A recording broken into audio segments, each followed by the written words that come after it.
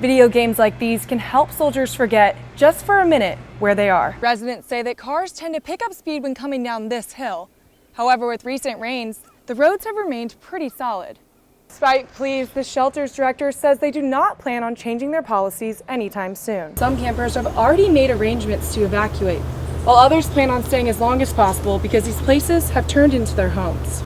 Although many residents are aware of the crime around them, they say that they still feel safe in their town. You can see a flume all this place, just dust flies. Some Gilchrist County residents with homes along unpaved roads aren't happy about the clouds of dust from fast-moving vehicles.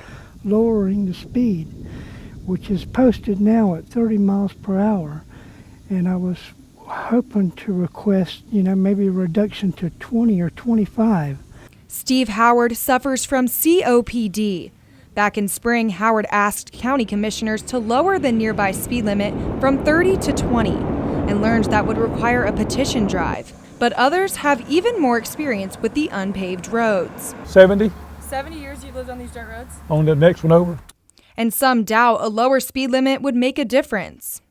Not really, no, at 30 mile an hour, don't make much difference. One, to really to make the dust a lot better, you gotta drive 2 or 3 mile an hour.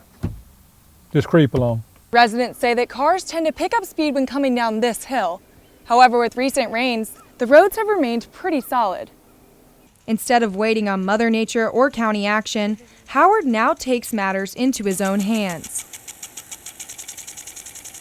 And to help block the dust while working in the yard, he parks his boat and van along the road as a barrier. But he still thinks a lower speed limit would be worth trying. Fun and games are not words you would usually associate with war. However, Operation Supply Drop is a nonprofit organization that encourages veterans and active duty members to have mandatory fun. OSD recently created a Gainesville team thanks to Tatum Rhodes. She works with many veterans and has formed relationships with them. Just my interactions with them and, seeing the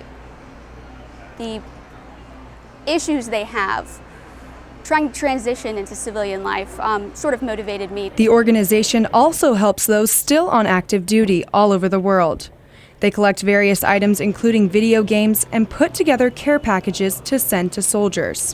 When you get anything that's from America or from anywhere else that isn't full of dirt or just anything like that, it's amazing. It boosts your spirits for the entire week.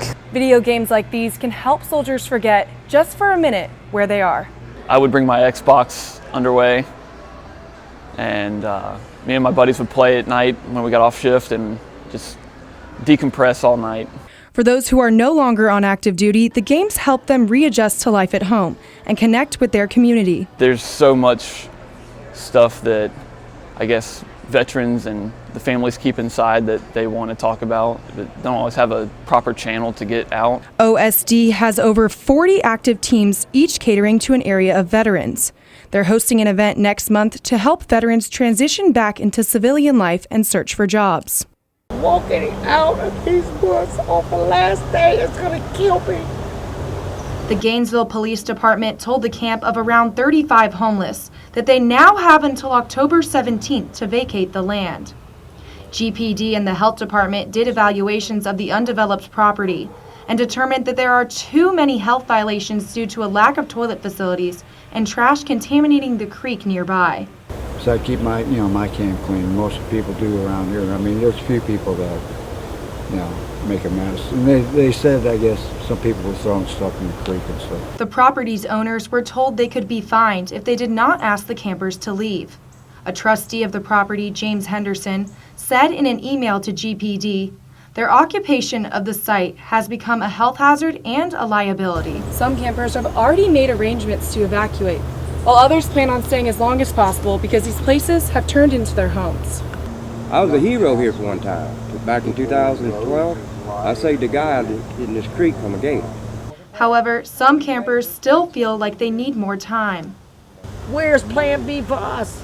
You just come out here, you throw a piece of paper, 2 weeks. Many campers said they still have no idea where to go when the final day inevitably rolls around. And now a lot of people don't have nowhere to go.